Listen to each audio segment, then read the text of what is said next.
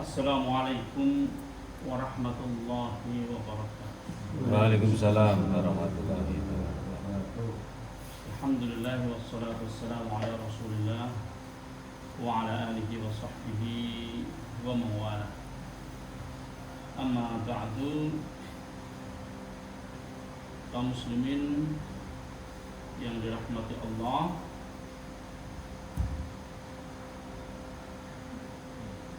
mudah-mudahan kita selalu bisa istiqamah di dalam setiap perbuatan-perbuatan yang baik, amal saleh, dan pada khususnya sholat subuh ini adalah sholat yang sangat penting yang disaksikan oleh para malaikat. Qala al-mu'allif rahimahullahu ta'ala wa nafa'ana bihi wa bi'ulumihi fid dharain. Amin. Kita akan melanjutkan kajian ba'da subuh, yaitu tafsir Al-Munir yang ditulis oleh Profesor Wahdah Az-Zuhaili. Ini ada sedikit yang air terhapus. Bismillahirrahmanirrahim. Kemarin kita membicarakan tentang ma'istamalat alaihi surat yang dikandung oleh surat Al-Baqarah. Al-Baqarah ini surat, karena suratnya memang panjang, maka kandungannya pun banyak sekali. Banyak sekali. Untuk itu sampai dibuat pendahuluan tentang masalah kandungan ayat surat Al-Baqarah ini. Kita sampai kepada paragraf yang ketiga.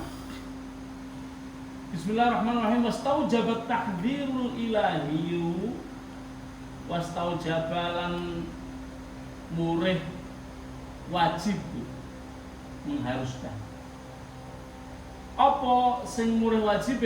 At-takdirul ilahiyyu, peringatan ilahi, peringatan yang bersifat ketuhanan. Apa sih peringatan yang bersifat ketuhanan? Ayat-ayat itu kan, ayat-ayat Quran itu adalah peringatan ketuhanan dari Allah. Peringatan ketuhanan itu lil mu'minina, peringatan yang diberikan oleh Allah kepada kaum mukminin itu mengharuskan, gitu loh. Mengharuskan apa? Mengharuskan at-tahadduts, untuk berbicara. Jadi surat ini sebagai sebuah peringatan dari Allah untuk kaum mukminin, mengharuskan surat ini untuk berbicara. Berbicara tentang apa? Lain. Berbicara tentang apa? Fi hadhihi surat, di dalam surat ini, bima yazidu an thuluthiha, lebih dari sepertiganya, an jaraimi Bani Israil, demi memberikan peringatan kepada kaum mukminin, peringatan yang bersifat ketuhanan kepada kaum mukminin. Surat ini mengharuskan untuk berbicara tentang kejahatan Bani Israil. Itu sepertiga dari surat Al-Baqarah ini membicarakan tentang apa? Kejahatan Bani Israil. Memang Bani Israil sudah jahat dan dulu, dari ketika dijanjikan oleh Allah untuk menguasai tanah Kanaan. Tanah Kanaan itu kan tanah Palestina. Ketika dijanjikan bahwa Palestina itu adalah tanah yang dijanjikan oleh Allah bagi Bani Israil, dari zaman itu memang sudah jahat. Ani omongnya ini kejahatannya apa? Itu disampaikan minal ayati sabi' wa arba'in, dari ayat ke-47 hatta mi'ah wa thalatha wa ashrin, sampai ayat ke-123. Jadi 47 sampai 123 khusus membicarakan tentang kejahatan Bani Israil. Fahum kafaru bi ni'matillahi, mereka itu, Bani Israil itu mengingkari nikmat Allah. Walam yuqaddiru najatahum min Fir'aun. Padahal mereka tidak mampu untuk menyelamatkan diri mereka dari Fir'aun. Selama Fir'aun berkuasa, Bani Israel jadi apa? Budak. Bani Israel jadi budak yang dimanfaatkan oleh Fir'aun. Tapi mereka tidak mau mengakui, bahkan mengingkari nikmat Allah. Padahal Allah seperti kita ketahui mengutus Nabi Musa dan Nabi Harun atas permintaan Nabi Musa. Untuk apa? Untuk membebaskan Bani Israel dari cengkeraman Fir'aun. Idhaba ila Fir'auna innahu tagha. Musa dan Harun pergilah kepada Fir'aun. Sesungguhnya Fir'aun sudah melampaui batas. Melampaui batas apa? Salah satunya adalah terkait dengan penindasan terhadap apa? Bani Israel. Biar anak dibunuh kalau laki-laki, kalau perempuan dibiarkan. Itu salah satu. Kemudian salah satu yang lainnya yang membuat yang dianggap Fir'aun itu sudah melampaui batas, dia mengaku sebagai Tuhan. Wa'abadu al-ijla. Selain mereka mengingkari nikmat Allah, padahal mereka sudah diselamatkan dari Fir'aun dengan diutusnya Nabi Musa, mereka diselamatkan dengan cara yang begitu dramatis, membelah lautan.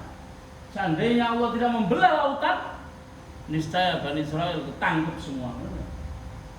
Tangkap Fir'aun semua, matiin semua itu, dibunuh semua itu.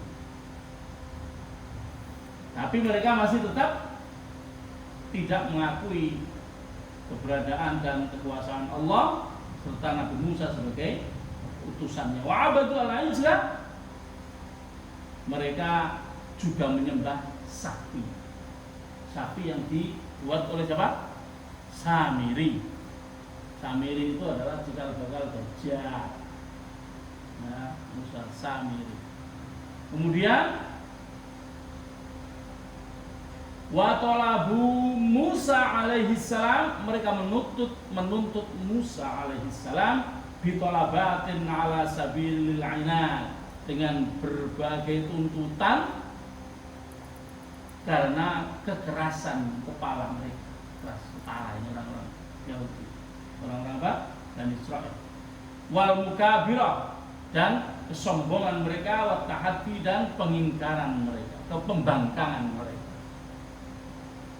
Wa birrahmi min tahqiqi matolibihim, wa birrahmi, meskipun min tahqiqi matolibihim, tuntutan-tuntutan atau permintaan-permintaan mereka sudah direalisasikan, sudah diberikan. Matolibihimul madiyah, meskipun permintaan-permintaan mereka yang semuanya bersifat materi. Apa sih permintaan mereka? Permintaan mereka minta didatangkan makanan, didatangkan sama Musa makanan, dimintakan kepada Allah makanan, dikasih. Minta apa lagi? Ada banyak permintaannya, termasuk ketika seharusnya masuk ke dalam Palestina, ke dalam negeri Palestina, mereka melihat orang-orang Palestina besar-besar, mereka takut. Kemudian menyuruh Nabi Musa, idhab anta wa rabbuka faqatila, pergilah engkau bersama Tuhanmu. Gila. Ini khitab ini luar biasa gobloknya. Idhab anta, pergilah engkau, wa rabbuka, dan Tuhanmu. Berarti selama ini kamu diselamatkan dari Fir'aun, sampai ke sini kamu masih belum mengakui bahwa Tuhan itu Tuhan kami, Tuhan kalian. Oh, rabbuka, Tuhanmu, berarti Tuhanku apa? Gitu. Idhab anta wa rabbuka, pergilah engkau bersama Tuhanmu. Berarti bukan Tuhanku, Tuhanmu. Itu. Ini kurang ajar ini. sudah diselamatkan, sudah semua yang diminta dikasih, masih tidak mengakui Allah sebagai Tuhan. Pergi kamu sama Tuhanmu dan berperanglah sama. Nanti kalau kamu udah menang baru kalian masuk. Memang lu siapa itu? Sementara Nabi Musa itu adalah anak angkatnya Fir'aun. Kalau dia mau, dia ngapain ngurusin Bani Israel? Udah hidup enak di lingkungan istana sama Fir'aun. Gitu loh. Ini kurang ajar banget Bani Israel. Wa qatalu al-anbiya. Oh, tadi meskipun realisasikan setiap permintaan mereka yang bersifat madiyah, bersifat materi, kafaru bi ayatillah. Mereka tetap kafir dengan tanda-tanda kekuasaan Allah. Tanda-tanda kekuasaan Allah luar biasa, sangat mencengangkan. Laut dibelah. Laut dibelah itu kalau bukan Tuhan siapa lagi yang bisa? Nah, Nabi Musa punya kekuatan itu enggak. Tapi mereka masih tetap kafir terhadap tanda-tanda yang ditunjukkan di depan mata mereka. Luar biasa gobloknya. Wa qatalu al-anbiya bi ghairi haqqin. Mereka membunuh para nabi tanpa alasan yang benar. Siapa nabi-nabi yang dibunuh oleh Bani Israel? Zakaria, pernah dengar Nabi Zakaria dibunuh? Yahya putranya. Mereka adalah para penjaga Baitul Maqdis, para penjaga Yerusalem. Kalau kita membaca surat Maryam, betapa Imran, bapaknya Maryam, meskipun bukan seorang nabi, tapi beliau orang yang sangat dihormati oleh semua orang. Zakaria itu saudaranya. Zakaria adalah suami dari saudaranya Imran, iparnya, kakak atau adik iparnya. Zakaria seorang nabi. Imran dihormati begitu luas oleh Bani Israel, tapi malah Zakaria dibunuh. Gimana coba? Yahya anaknya Zakaria juga dibunuh. Itu memang kelakuannya Bani Israel. Kurang ajar ya. Waraqadu al-uhud wal mawathiq. Mereka membatalkan semua janji-janji, bukan janji al-uhud itu perjanjian. Janji atau perjanjian beda ya. Membatalkan atau merusak perjanjian-perjanjian al-mawathiq yang kuat. Perjanjian sudah hitam di atas putih loh, di bubar-bubar tidak karuan. Itu. Mak di mana perjanjian yang dibubarkan? Ya di Madinah. Perjanjian dengan Kanjeng Nabi itu berapa banyak orang kaum Yahudi yang mereka ingkari, yang mereka anggap enggak penting. Sampai suatu saat Kanjeng Nabi pernah saya ceritakan harus terpaksa menyerang duluan dari Mustalik kan? Dan Mustalik pernah ceritakan yang kemudian ada cerita Sayyidah Aisyah dituduh berzina. Nah itu di dalam peristiwa itu. Fastahab, jadi dari dulu zaman Nabi Musa sampai zaman Nabi Muhammad, Bani Israel orang Yahudi kayak gitu sifatnya itu. Mereka merasa manusia paling berhak untuk menguasai bumi, ya, paling disayang Tuhan gitu. Hanya karena apa? Dijanjikan negeri Palestina itu sama ketika pelari dari Mesir dibawa lari oleh Musa. Tapi toh itu mereka tidak mau memasuki, no? Mereka tidak mau memasuki, bahkan menyuruh Nabi Musa dan Gusti Allah untuk perang. Tak tunggu pada perang, menang lagi aku loh. Nah, perang aja nggak pernah dilakukan, hanya sekedar disuruh masuk pasti menang loh. Ini janji Allah. Kamu pergilah ke Palestina, masuklah artinya begitu masuk orang sana udah takut duluan. Seharusnya begitu. Kalaupun perangnya gampang, nggak banyak yang kok nggak banyak korban, pasti menang dan pasti akan menguasai tanah itu. Tapi itu pun nggak dilakukan karena mereka jiri. Tapi mereka tidak menyadari bahwa mereka sangat sombong sehingga maunya dianggap jadi bendoro, jadi apa?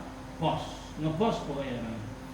Kemudian kita lanjutkan, fastahaqqu, maka mereka berhak apa? Inzalal la'nati wa ghadbillah.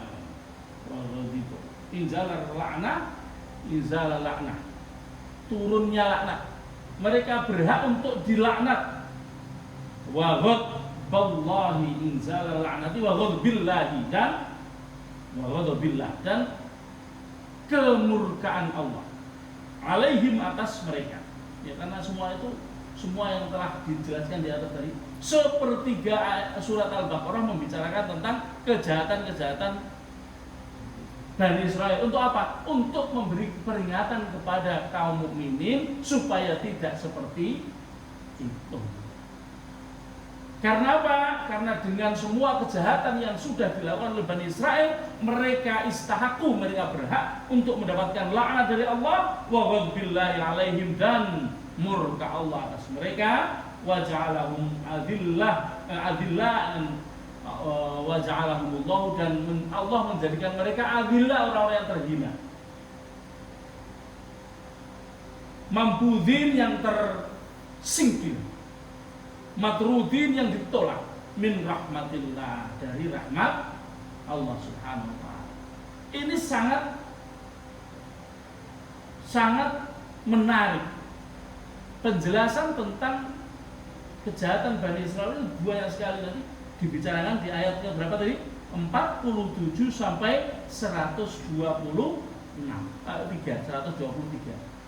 Itu sepertiga dari surat Al-Baqarah. Kita akan lihat seperti apa. Semuanya akan dijelaskan di sini. Nah, ini di ayat 76 seperti apa. Nanti ada orang Bani Israel disuruh nyembelih sapi aja, masih tanya sapinya kayak apa, warnanya apa, semacam-macam, sampai hampir nggak akan ketemu sapi yang diberi, yang spesifikasi sapi yang diberikan oleh Allah itu hampir nggak akan ketemu, hampir tidak ketemu. Gara-gara apa? Itu kayak takon. Makanya wala tas'alu an asya'a, janganlah bertanya tentang hal-hal intu bedalakum tasukum. Kalau hal-hal itu dibikin spesifik akan menyulitkan dirimu. Kalau disuruh belah sapi, ya wis golek sapi sakjane belah, selesai. Nek dikon numpak bis ora usah takon bis apa, urusannya bagaimana numpak wae. Gitu. Maksudnya disuruh iman itu enggak usah banyak tanya. Iku kudu piye, itu kayak wong Isra, Bani Israil. Akhirnya apa? Akhirnya wangel golek. Kon golek bis sing tingkat 3, angel golek. Itu gawe ya. Nah, kayak gitu. Hal-hal yang semacam itu tidak perlu dilakukan. Nah, nanti kita akan sampai sana. Ini sepertinya pendahuluan ini cuma satu paragraf, tapi sudah 18 menit. Jadi kita akan akhiri. Mudah-mudahan yang sedikit ini ada manfaatnya. Informasi-informasi seperti ini nanti akan terus kita dapatkan, insyaallah makin lama makin banyak pengetahuan kita.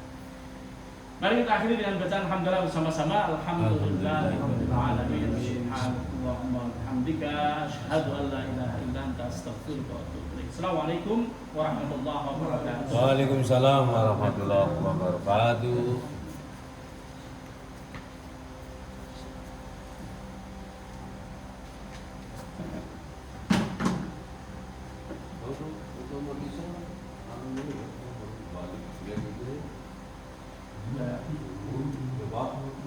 Otomatisnya orang Bali. Otomatisnya jalan di kanan ya. Jadi ini cocok banget banyak. Misalkan jam Otomatis siapa? Air. Lulu. Berarti belum penuh. Oh, sudah main iso. Bludak. Dimatikan minyaknya rasa. Bos tak pada ini minyak pada ini. Masa tak bisa penuh. Jadi maksudnya artinya kalau ngisi kan biasanya setelah ngisi tinggal ini. Penuh nek penuh mati. Lek dewe. Anu, brutak. Malah jadi orang balik ya. Nah, biasanya kan wis bot terus iya lek. Oh, anu ya, si saklare di dalam sana ya. Enggak ini iya di dalam. Ya dia meskipun dekat nggak bisa masuk, nggak punya kunci ya. Punya kunci. Tapi ada kunci pakainya enggak